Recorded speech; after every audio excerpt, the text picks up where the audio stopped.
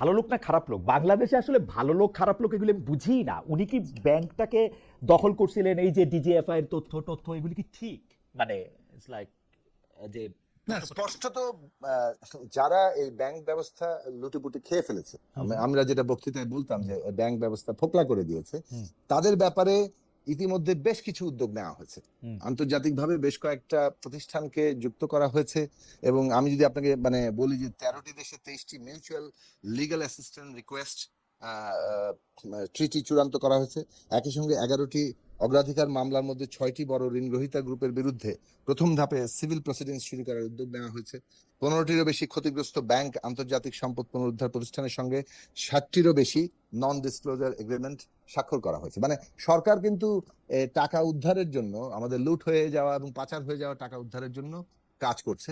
এবং এই ক্ষেত্রে যেহেতু প্রসেসটা, টাকা লুট করে বিদেশে নিয়ে যাওয়া যত সহজ, ফেরত আনার প্রক্রিয়াটা বেশ মানে জটিল। এবং কিন্তু সরকার তার সবগুলো পথ এভিনিউ গুলোকে কিন্তু এক্সপ্লোর করছে এবং ফেরত আনার জন্য সর্বোচ্চ অঙ্গীকার নিয়ে কাজ করার চেষ্টা কিন্তু করছে। সিরিয়াসলি ব্যাংকিং খাতে কি সংস্কারের জন্য সরকার মানে চেষ্টা করতেছে কেন আমি বলি, ব্যাংকিং খাতে কিন্তু আমাদের সাথে এই 2-3 সপ্তাহ আগে বাংলাদেশ ব্যাংকের সাবেক গভর্নর আহসানিজ মনসুর কথা বলছেন। তো আহসানিজ মনসুর বলতেছিলেন যে মানে উনাকে যে তাড়াহুড়া করে সরায় দিয়ে বিএনপির একজন ব্যবসায়ী, আমি তার ভালো মন্দ জায়গা থেকে বলতেছি না, ওইটা যে করার জন্য একটা তাড়াহুড়া ছিল, তাতে মনে হয়েছে তার উনি কোনো একটা পথের কাটা হিসাবে কাজ করতেছিলেন। কিন্তু আমরা কিন্তু দেখছি যে উনি ব্যাংকিং খাতে সংস্কার আনার জন্য উনি ট্রাই করছেন।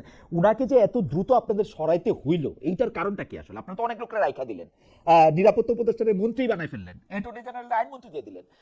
উনার ক্ষেত্রে কি হইল, মানে ওয়াই ইজ দ্যাট যে এটা আপনারা এত তাড়াহুড়াটা করলেন? দেখুন, মানে এই ব্যাংকিং খাত সংস্কার হচ্ছে সরকারের প্রায়োরিটি। হুম আমি যে কথাটা আগেই বলেছিলাম যে ধরেন একটা সরকারকে তো মানে সে তো তার নিজের কোলাপস চাইবে না। তো মানে একটা এই বর্তমানে ব্যাংকিং খাত এবং আর্থিক খাত যে জায়গায় আছে, এইটার যদি দ্রুত একটা ঘুরে দাঁড়ানোর পরিস্থিতি তৈরি না করা যায়, তাহলে এই সরকারের সামগ্রিক অর্থনৈতিক আয়োজনই একটা বড় ধরনের মুখ থুবড়ে পড়ার মতো অবস্থায় যাবে। ফলে ব্যাংকিং এবং আর্থিক খাত সংস্কার করা এখন গভর্নমেন্টের প্রায়োরিটি। এবং সেইটা করতে গিয়ে সরকার তার পলিসি অনুযায়ী বিভিন্ন সিদ্ধান্ত গ্রহণ করে, সেটা গভর্নর বদলানো থেকে শুরু করে যে কোনো জায়গাতে। আর সরকারের নিজস্ব প্রায়োরিটি থাকে। নতুন সরকার এসছে, তারা তাদের যার প্রতি আস্থাশীল মনে করবেন, যাকে দিয়ে তার এই পলিসি বাস্তবায়ন হবে বলে মনে করবে, তাকেই সেই দায়িত্বে তারা আনবেন। তো সেই জায়গা থেকে আহ, মূল বিষয় হচ্ছে যে ব্যাংকিং খাত সংস্কার করাটা সরকারের প্রায়োরিটি এই কারণে। এবং শুধু সরকার সংস্কার না, মানে এখানে এটা পুনরুদ্ধার করা, এটার প্রতি আস্থা ফিরিয়ে আনা, সেটা সরকারের প্রায়োরিটি। কারণ এটা সরকারের বলতে পারেন যে তার সামগ্রিক অগ্রগতি অস্তিত্বের সাথে যুক্ত আর কি। মানে অর্থাৎ অর্থনৈতিক অগ্রগতি যে পরিকল্পনা সে করছে তার সাথে যুক্ত, এমনকি শেষ পর্যন্ত সরকারের অস্তিত্বের সাথে যুক্ত। আচ্ছা সাকিব ভাই, এই সিরিজের শেষ প্রশ্ন, যে আপনি যেহেতু সরকারের লুটপাট আপনি বলতেছেন, বারবার আপনি বলতেছেন যে সরকার লুটপাট ও অর্থ পাচারের বিরুদ্ধে দাঁড়াইছে, কিন্তু লুটপাট এবং অর্থ পাচারটা যদি আপনি আসলে বন্ধ করতে চান, তাইলে আপনাকে আসলে মানে ব্যবসার বা সৎ ব্যবসার আপনি একটা আম, একটা একটা মডেলও আপনার দেখাইতে হবে, যে এখানে মানুষ কইরা কেটে, সবাই তার চাকরি করবে না, সব কইরা কেটে একটা খাইতে পারবে। তো এইটার ক্ষেত্রে আপনারা একটা বলছেন যে ব্যবসার ক্ষেত্রে আপনারা ওয়ান স্টপ সলিউশন করছেন, যেখানে এক জায়গায় গিয়ে আপনারা সবকিছু করতে পারবেন। কিন্তু আমি যদি মানে এটাতে আসা, হ্যাঁ। হ্যাঁ, কিন্তু আপনারা যখন মানে ব্যাংকের দিকে আপনি যখন তাকান, যে আপনি আসলে লোকের থেকে আপনি 5% তাদেরকে আমানতের সুদ দিচ্ছেন, কিন্তু একটা ব্যবসা করতে যায় ঋণ দিতেছেন আপনি 14 বা 16% সুদে। তো আপনি কি মনে করেন যে এই স্প্রেডটা একটা বিজনেস করার জন্য, মানে যদি কেউ চুরি বাটপারি এগুলি না করে, তাহলে এই স্প্রেডটা বিজনেসের জন্য ইজ দিস ওকে, মানে এটা ঠিকঠাক? না, উচ্চ সুদের হার যখন থাকে তখন তো ব্যবসা বাণিজ্যের উপর এটার একটা কিছুটা বিরূপ প্রভাব তো পড়েই। হুম এখন এটা করা হয়েছিল কখন, যখন মুদ্রাস্ফীতি অনেক বেড়ে গেছে। হুম এবং সাধারণত এটা একটা মানে অর্থনৈতিক তত্ত্বে আছে যে মুদ্রাস্ফীতি বেড়ে গেলে তখন ব্যাংকের সুদটা উচ্চারণ করা হয়। এখন এখনো যেহেতু মুদ্রাস্ফীতির ব্যাপক চাপ আছে, এটা এই মুহূর্তে 9.4, সুতরাং মুদ্রাস্ফীতি, সে কারণে ব্যাংকের সুদের হার সেই উচ্চ জায়গাতেই রাখা হচ্ছে। কিন্তু একই সাথে আবার রাজস্ব নীতি দিয়ে, ফিসক্যাল পলিসি দিয়ে কিন্তু এটার একটা মিটিগেট করা হচ্ছে। যেমন একটা স্টিমুলাস প্যাকেজ খোলা হয়েছে, যে সমস্ত কলকারখানা তারা স্ট্রাগল করছে এবং যারা কিন্তু তারা কর্মসংস্থান তৈরি করতে অথবা রক্ষা করতে সহায়ক হবে, তাদেরকে কিন্তু সরকার মানে তার রাজস্ব পলিসির আন্ডারে ওই স্টিমুলাস প্রজেক্টে আহ, মানে সবাইকে সুযোগ দিচ্ছে, এবং সেখানে সরকার থেকে 6% আবার দেওয়া হচ্ছে, ভর্তুকি দেওয়া হচ্ছে। তো সুতরাং সেই জায়গা থেকে আপনি দেখবেন যে দুটো, মানে অর্থাৎ একদিকে আমাদের মনিটারি পলিসি, অন্যদিকে ফিসকাল পলিসি, দুইয়ের সামঞ্জস্যের মধ্য দিয়ে কিন্তু এই জিনিসটা নেওয়া হয়েছে, এই কারণে যাতে আমাদের একদিকে মূল্যস্ফীতিও কম থাকে, অন্যদিকে স্ট্রাগলিং ইন্ডাস্ট্রিগুলো যাতে ঝরে না পড়ে, মানে বন্ধ হয়ে না যায়, এবং ব্যবসা বাণিজ্যের অন্য যে খাতগুলো অর্থাৎ সিঙ্গেল উইন্ডো থেকে শুরু করে লাইসেন্সিং থেকে শুরু করে প্রত্যেকটি স্তরে তার যাতে হয়রানি থেকে মুক্ত সে হতে পারে, কস্ট অফ বিজনেস মানে ব্যবসার খরচ যাতে কমে আসে, তার জন্য কর কাঠামোর মধ্যে বদল করা, এই সবগুলো অ্যাপ্রোচে দেখবেন প্রতিটি সিদ্ধান্তের পেছনে একটা নীতিগত অবস্থান আছে। এটাই হচ্ছে বাজেটের আচ্ছা বৈশিষ্ট্য, আচ্ছা যে আমি আমি পূর্ববর্তী বাজেটগুলোর তুলনায় এই বাজেট কোনো একটা সিদ্ধান্ত, কোনো একটা পলিসির ডিসিশনের মানে মানে ছাড়া নেওয়া হয়নি। ওকে, আমি আমাকে একজন একটা চিঠি লিখেছেন, সেই চিঠিতে তারা বলতেছেন যে বিদেশ থেকে টাকা পাঠাতে, অর্থাৎ যেগুলি আমরা রেমিটেন্স বলি, সেগুলি ক্ষেত্রে বাংলাদেশ ব্যাংক ইচ্ছা করলে সেই ডকুমেন্টগুলি চাইতে পারবে অন্য তার ব্যাংকের মাধ্যমে, তফসিলি ব্যাংকগুলির মাধ্যমে। সেটা হচ্ছে যে রেমিটেন্সের purpose, source of income, job documents from the workplace, salary statement, bank statement. এগুলি কেন দরকার? ধরেন আমার যে ভাই সৌদি আরব থেকে টাকা পাঠাতেছে, উনি যদি সৎ চ্যানেলে টাকা পাঠান, ব্যাংক চাইলে তার কাছ থেকে এতগুলি জিনিস কেন চাইবেন? মানে ঘটনাটা কি, মানে এইটার যুক্তিটা কি? কোনটা একটু আবার বলেন। এই যে সরি, ধরেন বিদেশ থেকে যদি কেউ টাকা পাঠায়, নতুন একটা উনি বলতেছেন যে নতুন বিধান অনুসারে যে বাংলাদেশ ব্যাংক চাইলে যে ব্যাংকিং চ্যানেলে উনি টাকা পাঠাচ্ছেন, সেই ব্যাংকিং চ্যানেলের মাধ্যমে উনার purpose of remittance, source of income, job documents from the workplace, salary statement, bank statement, এগুলি চাইতে পারে। কথা কি ঠিক? উনি আমাকে একটি পত্র লিখেছেন এইমাত্র, একজন বিদেশবাসী। এগুলি কি চাবে রেমিটেন্স পাঠানোর ক্ষেত্রে? আগে এগুলি চাওয়া হইতো না, মানে আপনার জব সার্টিফিকেট, আপনি কোত্থেকে টাকা পাইছেন, আপনি কেন, সোর্স অফ ইনকাম, এগুলো আগে দেখা এই হতো না। বিষয়টি আমাকে খোঁজ নিতে হবে একটু, আমি আচ্ছা, এই বিষয়টি কারণ উনি সম্পর্কে আমি বলতেছেন যে আমরা তো আমি টাকা এরকম কিছু শুনিনি, আমরা আমরা তো আমি টাকা এরকম পাঠাই, কিছু এটা তো শুনিনি। যে এইটা আমার টাকা কাছেও নতুন। পাঠানো, হ্যাঁ, আমি টাকা আবার পাঠানো আপনাকে এই বিষয়টা আমি খোঁজ নিয়ে আমি আসলে ওকে, জানতে হবে কারণ আমাকে। এইটা আমারও তবে অজানা, সেজন্য। তবে এটা বলি জি। যে টাকা পাঠানো এবং বিদেশি বিনিয়োগ আসার ক্ষেত্রে, হুম।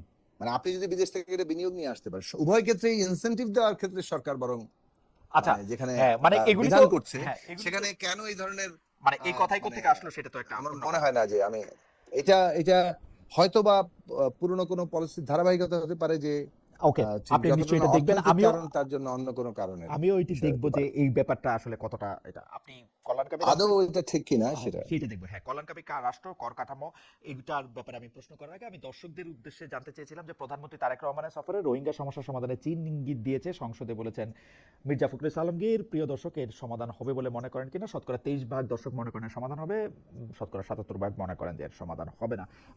আমি একটু জানার জন্য থাকি, আমি ওই যে কল্যাণকামী রাষ্ট্র, কর কাঠামোর কথা আমরা বলতেছিলাম, যে কর কাঠামোর ক্ষেত্রে যেই রাষ্ট্র কল্যাণকামী, সেই রাষ্ট্রের ক্ষেত্রে কর সাধারণত প্রোগ্রেসিভ হয়, অর্থাৎ সাকিব ভাই বড় লোক, সাকিবের থেকে বেশি ট্যাক্স করা হবে, খালেদ মহিউদ্দিন গরিব, খালেদ মহিউদ্দিন থেকে কম ট্যাক্স নেওয়া হবে, এইটাই থাকে। কিন্তু বাংলাদেশে গিয়ে আমি আবার প্রথম প্রশ্নে ফিরে আসি সাকিব ভাই, বাংলাদেশে গিয়ে শেষ পর্যন্ত এই যে 6,95,000 কোটি টাকা আপনারা রাজস্ব লক্ষ্যমাত্রা দায়ী ধারণ করেন, সেইটার ক্ষেত্রে আসলে মূল্য সংযোজন করে সবচেয়ে বেশি দেখা যায় যে ভূমিকা পালন করতে থাকে ব্যক্তিগত কর কাট। মানে আমি আসলে জিনিসটা দাম দিয়ে কিনি, আমি আসলে এই মানে এই ভ্যাট ট্যাক্সের জন্য আমার জিনিসটার দাম অনেক বেশি পড়ে, মানে আমি গ্রাহক বা ক্লায়েন্টের কাছ থেকে।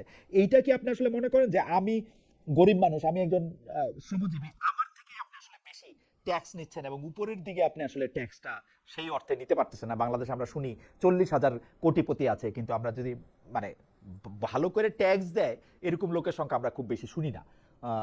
আপনারা এই ব্যাপারটা নিয়ে আসলে কি করবেন?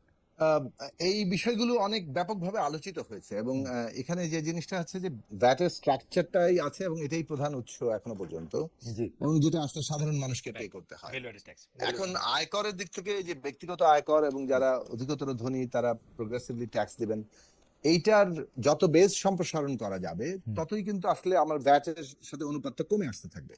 ভ্যাটের দিকে যে আগ্রহ, মানে বেশি মানে এখানে চাপ দেওয়া হয়েছিল, এর কারণ হচ্ছে যে ব্যক্তিগত এই যে মানে আমাদের আয়ের উপরে যে কর, সেটা মানে ব্যক্তিগত বলতে ব্যক্তি হিসেবে আপনার আয়ের যে কর, ব্যক্তি আয়ের উপর করের সীমা কিন্তু প্রসারিত হয় নাই খুব বেশি।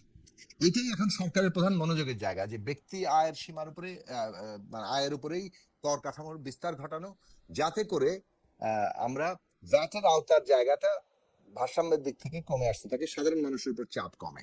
সো এইটা তো রাতারাতি অ্যাচিভ করা সম্ভব না, যে কারণে মানে এই নীতিটা এটা গ্রহণ করা হয়েছে, এবং এই নীতি ক্রমাগত ইয়ে হবে, যার ফলে আহ, যারা করের আওতার দেন না, কর ফাঁকি দেন, কর সেটা আসলে এত ব্যাপকভাবে আহ, মানে এইবারে অনুসন্ধান চলবে যে কর ফাঁকি দেওয়া খুব কঠিন হয়ে উঠবে, ওকে, একটু এবং ভ্যাটের অনুপাত কমে আসার ফলে ওই চাপটা ক্রমাগত বাড়বে। আপনি খেয়াল করে দেখবেন 7টি নিত্য প্রয়োজনীয় পণ্যের উপরে ব্যাপকভাবে মানে কর কমানো হয়েছে, হুম, এবং এইটা করা হয়েছে সাধারণ মানুষের চিন্তা তো আছেই অবশ্যই, তাদের স্বস্তির জন্য, নিত্য প্রয়োজনীয় জিনিসের যাতে দাম না বাড়ে। অন্যদিকে আহ, এটার ইয়েটা হচ্ছে যে ইনফ্লেশনও এটা রোল প্লে করবে, মানে ইনফ্লেশন কমানোর ক্ষেত্রে। এখন আহ, এই বাজেটের পরে যে কোনো কিছুর দাম বাড়েনি মানে সাধারণ হুম। জিনিসপত্রে, সেটা তো একটা বড় কারণ কারণ হচ্ছে যে এখানে কমানো হয়েছে। কারণ বাজারে ক্রেতা নাই, দামে তো বাইরে আছে। আচ্ছা, যে আমরা জিনিসপত্র কেনাকাটা কমাই দিছি, বরং দোকানদার সদাগররা আমাদেরকে বলে যে কেউ কিনে না। যাই হোক, সুইজারল্যান্ডের ব্যাংকগুলিতে গত একটা এক বছর ধ্বংসপ্রাপ্ত অর্থনীতি, তো সেটা তো আপনাকে মানে ধ্বংসপ্রাপ্ত বিবেচনায় রাখতে হবে। অর্থনীতির ওই পারেরটা একটু বলি, যে সুইজারল্যান্ডের ব্যাংকগুলিতে এক বছরের ব্যবধানে বাংলাদেশের জমা অর্থ পরিমাণ 41% বেড়েছে। মানে এইটার কথা মানে টিআইবি এরকম একটা কথা বলছে, অন্তর্বর্তীকালের সরকারের সময় এক বছরে ঘুষ লেনদেন 12,633 কোটি টাকা। এখন সেই সরকারের 18 মাসের শাসনামলে হওয়া দুর্নীতি তদন্তের আহ্বান জানিয়েছেন স্বরাষ্ট্রমন্ত্রী সালাউদ্দিন আহমেদ। এইটা নিয়ে কি আপনাদের সরকারের চিন্তা ভাবনা খুব সিরিয়াস আছে, যে আসলে এই টাকাটা সুইজারল্যান্ডের ব্যাংকগুলিতে এই টাকা বাড়লো, কারা বেশি টাকা জমা রাখলো গত 18 মাসে, আসলে এগুলি নিয়ে তদন্ত হবে কিনা, মানে এটা একটা সিরিয়াস জায়গা। এইটা তো আসলে ধরেন সরকারের সব প্রশ্নের উত্তর তো আমি দিতে পারবো না, মানে এটা নিশ্চয়ই স্বরাষ্ট্রমন্ত্রী ইতিমধ্যে যেহেতু বলেছেন, কাজেই এটা নিশ্চয়ই সরকারের এজেন্ডার মধ্যে এসছে যে তারা দুর্নীতি বিষয়গুলো, অপচয়, বড় লুটপাট, পাচার, এগুলো নিয়ে কেবলমাত্র অন্তর্বর্তী না, পুরো মানে 15 বছর ফ্যাসিবাদী আমলের এই টাকা পাচারের বিষয়টি, যেটা আমরা বলছি যে ইতিমধ্যে পুনরুদ্ধারের চেষ্টা চলছে, তার মানে এগুলো ইনভেস্টিগেশন চলবে।